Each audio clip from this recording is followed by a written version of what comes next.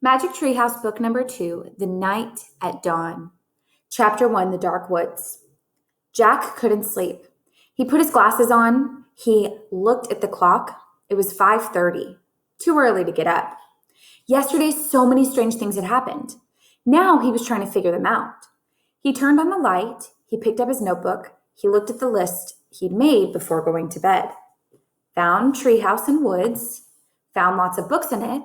Pointed to Pteranodon picture in book, made a wish, went to time of dinosaurs, pointed to a picture of Frog Creek Woods, made a wish, came home to Frog Creek. Jack pushed his glasses into place. Who was going to believe any of this?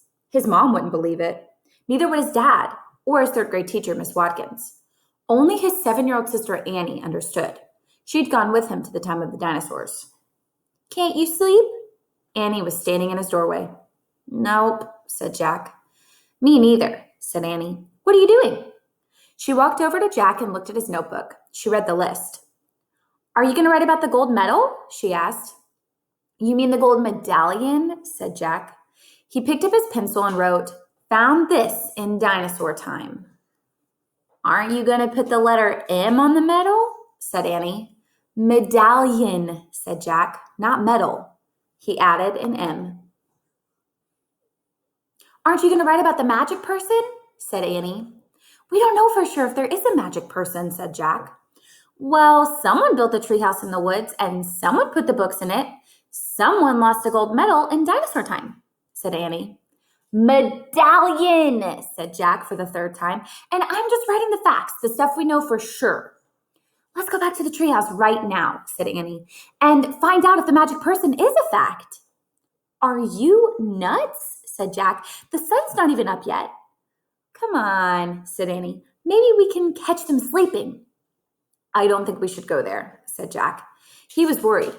What if the magic person was mean? What if he or she didn't want kids to know about the treehouse? "Well, I'm going," said Annie. Jack looked out his window at the dark gray sky. It was almost dawn. He sighed.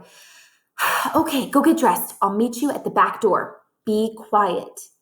"Yay!" whispered Annie. She tiptoed away as quietly as a mouse. Jack put on jeans, a warm sweatshirt, and his sneakers. He tossed his notebook and pencil in his backpack. He crept downstairs. Annie was waiting by the back door. She shined a flashlight in Jack's face. "Ta-da! A magic wand!" she said. "Shh! Don't wake up Mom and Dad," whispered Jack. "And turn that flashlight off. We don't want anyone to see us." Annie nodded and turned the flashlight off. Then she clipped it onto her belt. Jack and Annie slipped out of the door into the cold, early morning air. Crickets were chirping. The dog next door barked. "Quiet, Henry," whispered Annie. Henry stopped barking. Animals always seemed to do what Annie said. "Let's run," said Jack.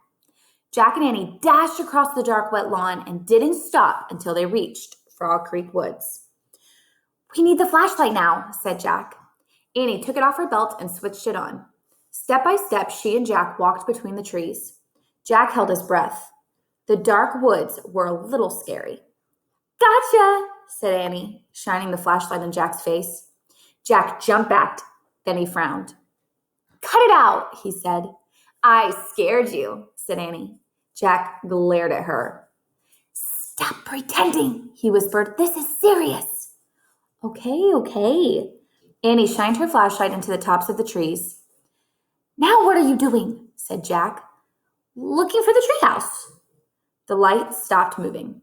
The mysterious treehouse sat high in the branches of the tallest tree in the woods. Annie shined her light down the long rope ladder.